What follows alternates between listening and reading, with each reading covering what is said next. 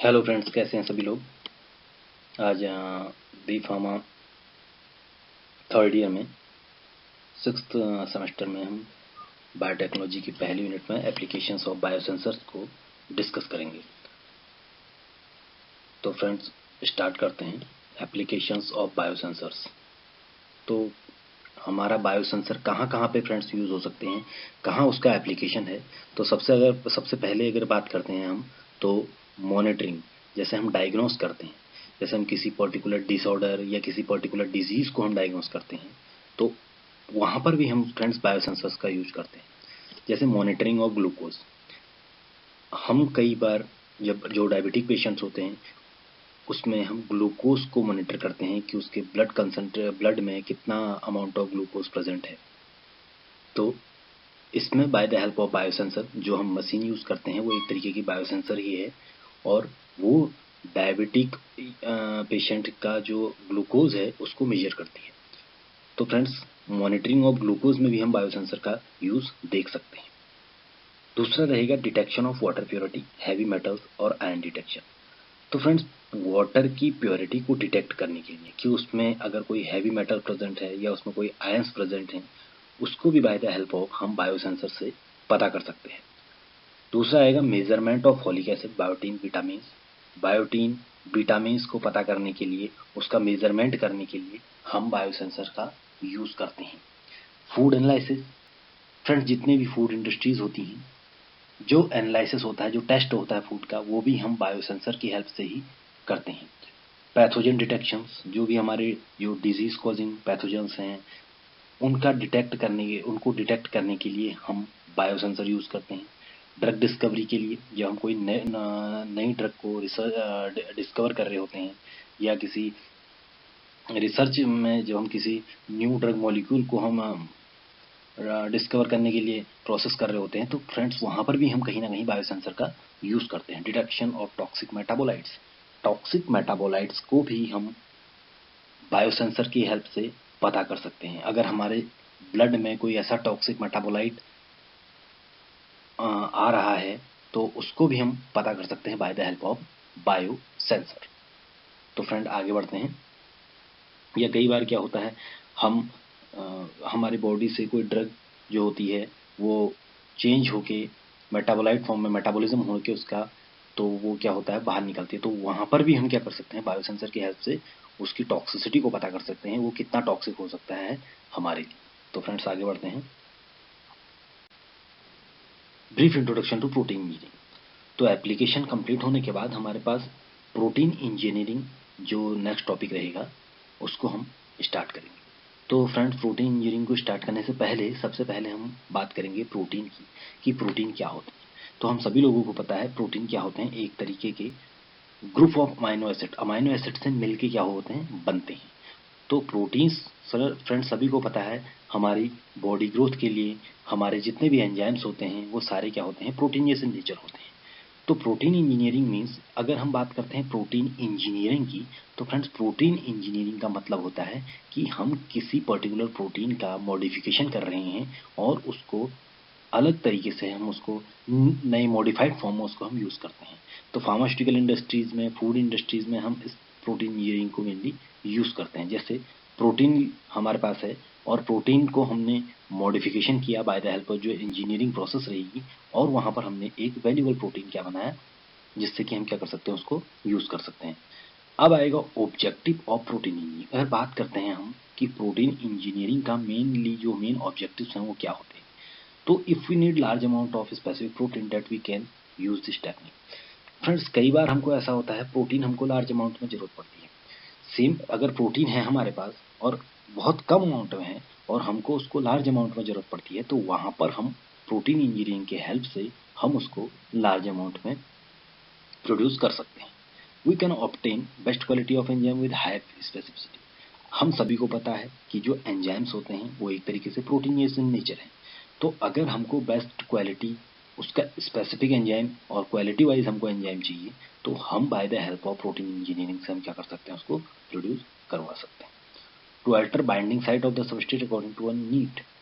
Friends, कई बार हमको जो बाइंडिंग होती है, जब आपका एंजाइम और सबस्ट्रेट की बाइंडिंग होती है, तो वहाँ पर हमको कई बार जो हमारा डिजायर्ड जो साइट होती है उसका स्ट्रक्चर में अगर हमको चेंजेस करने हैं, जो वहाँ पर बाइंडिंग साइट होती है उसमें अगर कोई हमने अल्टरेशन करने हैं, कोई बदलाव करने हैं, तो bye the help of protein engineering हम उसमें चेंजेस कर सकते हैं, जिससे कि हमारा जो रिजल्ट है वो हमारे पास जो हमारा रिक्वायर्ड रिजल्ट है, जो हमको जरूरत है, वो हमको मिले। एडवांटेजेस क्या रहती हैं? इनएक्सपेंसिव है और एक तरीके से इजी टेक्निक है। तो आगे बढ़ते हैं फ्रेंड। अब बात करेंगे हम मेथड्स ऑफ प्रोटीन इंजीनियरिंग। तो हमारे पास मेथड जो है प्रोटीन इंजीनियरिंग की वो दो तरीके से हैं। सबसे पहले बात करते हैं म्यूटाजेनेसिस और दूसरा आता है फ्रेंड्स रिकम्बिनेंट डीएनए टेक्नोलॉजी। तो म्यूटाजेनेसिस सभी को पता है, म्यूटेशंस हमने सुना हुआ है। म्यूटेशंस क्या होता है फ्रेंड? जब आपका किसी डीएनए सीक्वेंस में, अगर बात करते हैं जिस तरीके से हमारा डीएनए सीक्वेंस है, डीएनए सीक्वेंस में यहाँ पर हम देख सकते हैं जो डीएनए है, यहाँ पर इस डीएनए में अगर हमने किसी बेस पेयर में बदलाव करना है, अगर हम किसी बेस पेयर में बदलाव करते हैं, उसमें चेंज करते हैं, तो उस प्रोसेस को हम बोलते हैं म्यूटेशन। तो फ्रेंड म्यूटेशन, अगर if we change base pairs it led to the mutagenesis, तो वहां पर कहीं ना कहीं आपका म्यूटेशन से ही एक तरीके से म्यूटाजेनेसिस, इसी को हम म्यूटाजेनेसिस बोलते हैं। जब हम क्या करते हैं बेस पेयर्स में, जो वहां पर आपके बेस पेयर्स लगे हुए हैं उसमें हम बदलाव करते हैं, तो उसको हम बोलते हैं म्यूटाजेनेसिस। दूसरी चीज आएगी, तो इस तरीके से हम एक प्रोटीन क्या कर सकते हैं, इंजीनियरिंग कर सकते हैं, प्रोटीन मॉडिफिकेशन कर सकते हैं, क्योंकि हम उसमें पर्टिकुलर जो न्यूक्लियोटाइड हैं उनको अगर हम बदल देंगे तो कहीं ना कहीं प्रोटीन भी हमारा क्या हो जाएगा, बदल जाएगा। अब बात करेंगे रिकम्बिनेंट डीएनए टेक्नोलॉजी। तो रिकम्बिनेंट डीएनए टेक्नोलॉजी एक ऐसी प्रोसेस होती है फ्रेंड, जिसमें हम क्या करते हैं, दो डीएनए लेते हैं और दो डीएनए को क्या करते हैं, दो डीएनए को ऐड करके हम एक नया डीएनए फॉर्मेशन करते हैं। तो if we add to different DNA, दो डिफरेंट डीएनए हम लेंगे और उसकी हेल्प से हम क्या, by the help of restriction enzyme, हमारे पास रेस्ट्रिक्शन एंजाइम होता है, लाइगेज होते हैं हमारे पास, तो उस रेस्ट्रिक्शन एंजाइम और हमारे पास जो है उनकी हेल्प से हम क्या करते हैं, एक न्यू डीएनए फॉर्मेशन करते हैं। उस प्रोसेस को हम बोलते हैं रिकम्बिनेंट डीएनए टेक्नोलॉजी। इसको हम आगे डिस्कस करेंगे और डीपली। तो अभी हमारे पास मेथड्स ऑफ प्रोटीन इंजीनियरिंग में दो तरीके से होते हैं, एक होता है म्यूटाजेनेसिस, दूसरा होता है रिकम्बिनेंट डीएनए टेक्नोलॉजी। अब बात करते हैं फ्रेंड्स प्रोडक्शन ऑफ एंजाइम्स की। तो मेथड ऑफ प्रोटीन इंजीनियरिंग होगी। अब हम एंजाइम्स जो हमारे पास, देखो एंजाइम्स मीन्स एक तरीके के प्रोटीन्स हैं, तो प्रोटीन्स को हम किस तरीके से प्रोड्यूस करवा सकते हैं। तो सबसे पहले जैसे हमारे पास अलग अलग तरीके के एंजाइम्स हैं, अमाइलेज है, कैटालेज है, पेरोक्सिडेज है, प्रोटीएज है, पेनिसिलिनेज है, तो इनको किस तरीके से हम प्रोडक्शन कर सकते हैं। तो आगे बढ़ते हैं फ्रेंड्स। सबसे पहले बात करते हैं अमाइलेज। अमाइलेज जो होता है ये हम सभी को पता है कि हमारे सलाइवा में प्रेजेंट होता है, जो क्या करेगा, स्टार्च को शुगर में ब्रेक डाउन कर देता है। तो अमाइलेज का काम होता है जो स्टार्च है उसको शुगर में कन्वर्ट करने का।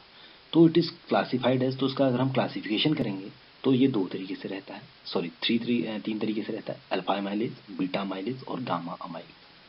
तो फ्रेंड तीन तरीके का इसका क्लासिफिकेशन, अल्फा, बीटा और गामा। अब इसकी बात करेंगे हम प्रोडक्शन की, प्रोडक्शन किस तरीके से होता है।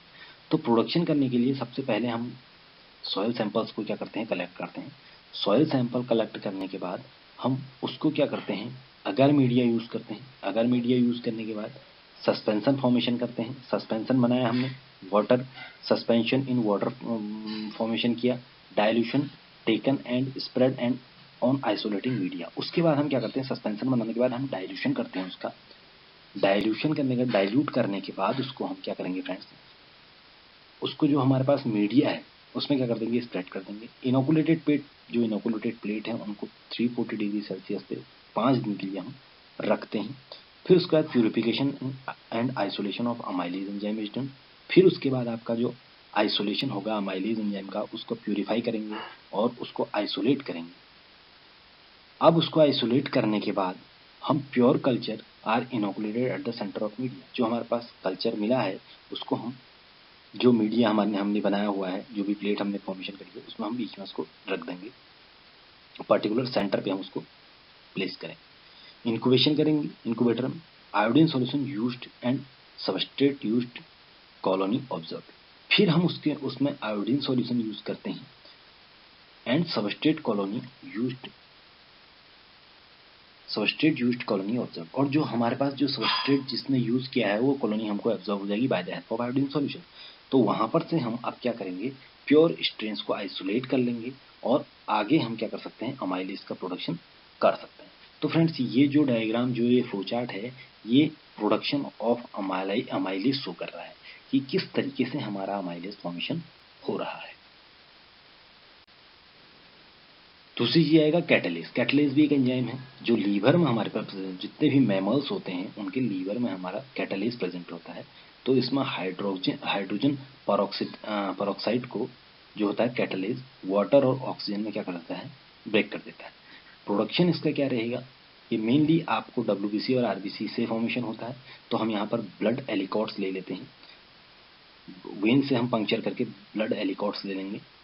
फिर उसको हम क्या करते हैं, collected in EDTA containers. EDTA containers में, जिसमें ईडीटीए पहले से ही क्या रहता है, प्रेजेंट रहता है, उसमें ले लेंगे। तो 20 जो एलिकॉट्स हैं हम ईडीटीए वाले में लेंगे और 20 में क्या लेंगे हम, जो एंटीकोगुलेंट फ्री कंटेनर्स हैं वो ले लेंगे। तो एक में क्या रहेगा, कोगुलेंट रहेगा, एंटीकोगुलेंट रहेगा, और एक में नहीं रहेगा। तो 20-20 ईच ले लेंगे हम, मतलब 40 सैंपल्स ले लेंगे। फिर सेंट्रीफ्यूज करेंगे 5 मिनट के लिए एट 1500 आरपीएम। सेंट्रीफ्यूज करेंगे। सेंट्रीफ्यूज करने के बाद आपको सुपरनेटेंट मिलेगा, उसमें सेरा और प्लाज्मा आपको मिल जाएंगे। तो सेपरेट कर लेंगे उसको दोनों को, कलेक्टेड इन एपेंड्रॉप्स। तो सेरम आप अलग ले लेंगे और प्लाज्मा आप अलग ले लेंगे, ठीक है ना।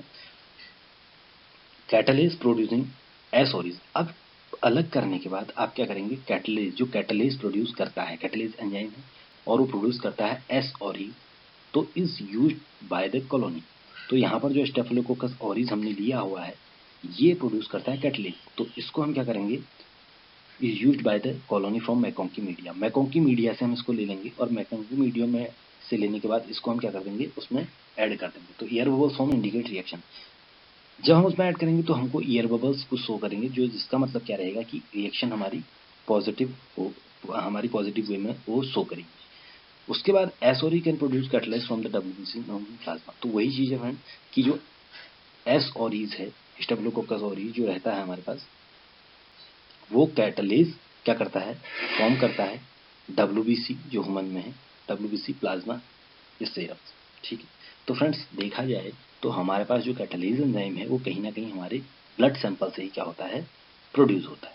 तो ये कैटलेज किस तरीके से हम प्रोड्यूस कर सकते हैं, ये फ्लो डायग्राम शो कर रहा है।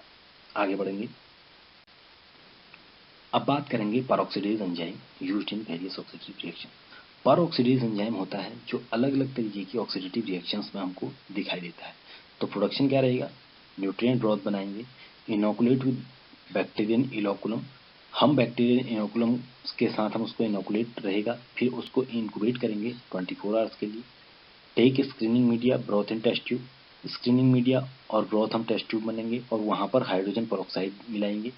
हाइड्रोजन परऑक्साइड मिलाने के बाद, परऑक्साइड मिलाने के बाद वो एक आपको पिंक कलर देगा, जिसमें हमको ये शो हो जाएगा कि हमारी रिएक्शन जो है पॉजिटिव है।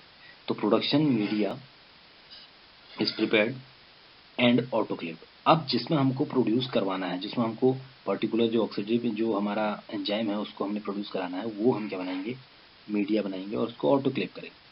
फिर उसमें हम बी सब्टिलिस हम क्या करेंगे, उसमें बैक्टीरिया मेनली यूज करते हैं, उसको हम ऑटोक्लेव करेंगे, इंक्यूबेट करेंगे 370 डिग्री सेल्सियस पे 48 आवर्स के लिए। फिर take 50 ml and centrifuge it at 600 RPM for 10 minute. फिर उसमें से 50 ml ले लेंगे और सेंट्रीफ्यूज करेंगे, जो इंक्यूबेट किया हुआ है हमने 48 आवर्स के लिए, उसमें से हम 50 ml लेंगे और सेंट्रीफ्यूज करेंगे 6000 आरपीएम 10 मिनट के लिए। फिर enzyme is apparent from the supernatant. अब जो आपका सुपरनेटेंट मिलेगा, जो सुपरफिशियल लेयर मिलेगी, उसमें आपको एंजाइम मिल जाएगा। वो एंजाइम आपका क्या रहेगा, peroxidase enzyme.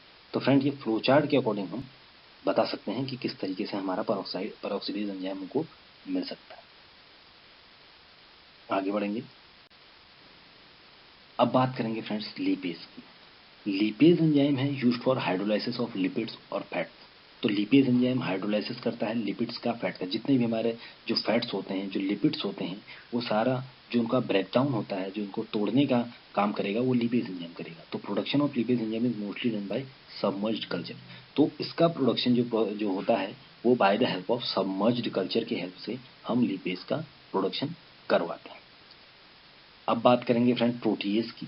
Protease enzyme used for proteolysis, ये प्रोटियोलाइसिस के लिए होता है। और पेप्टाइड बॉन्ड्स, जो आपके पेप्टाइड बॉन्ड्स बने हुए हैं, उनको एक तरीके से क्या होता है वहां पर तोड़ने का काम करेगा। That links amino acid together, जो अमाइनो एसिड को जोड़ता है, जो पहले पॉलीपेप्टाइड चेन में जो अमाइनो एसिड आपस में जुड़े रहते हैं, वहां पर हम प्रोटीएज एंजाइम यूज करते हैं। प्रोटीएज एंजाइम यूज फॉर प्रोटीलाइसिस, तो वहां पर जो उसका लाइसिस होता है उसके लिए ये रिस्पॉन्सिबल रहता है। अब आएगा last friend penicillinase. Penicillinase enzyme, penicillin enzyme is specific for penicillin, ये पेनिसिलिन के लिए स्पेसिफिक रहता है। It hydrolyse the beta lactam ring, ये हाइड्रोलाइज कर देता है बीटा लैक्टम रिंग को, ब्रेक डाउन कर देता है।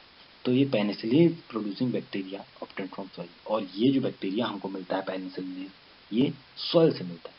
तो हमारे पास जो पेनिसिलिन होता है उसमें बीटा लैक्टम रिंग रहती है, तो उस बीटा लैक्टम रिंग को ये ब्रेक कर देता है, तो ये इसको हम बोलते हैं पेनिसिलिनेज एंजाइम। तो फ्रेंड आज के लेक्चर में इतना ही रहेगा, आज का डिस्कशन हमारा यहीं पर ही कंप्लीट हो जाता है। नेक्स्ट लेक्चर में हम रिकम्बिनेंट डीएनए और जेनेटिक इंजीनियरिंग के बारे में डिस्कस करेंगे और उसको क्लियर करेंगे। तो फ्रेंड्स अगर आपको इसमें कोई डाउट, कोई कंफ्यूजन, और अगर आपको लेक्चर पसंद आता है तो आप सब्सक्राइब करें, लाइक करें और शेयर करें और कमेंट जरूर करें। तो ठीक है फ्रेंड्स, नेक्स्ट लेक्चर में मिलेंगे। Thank you.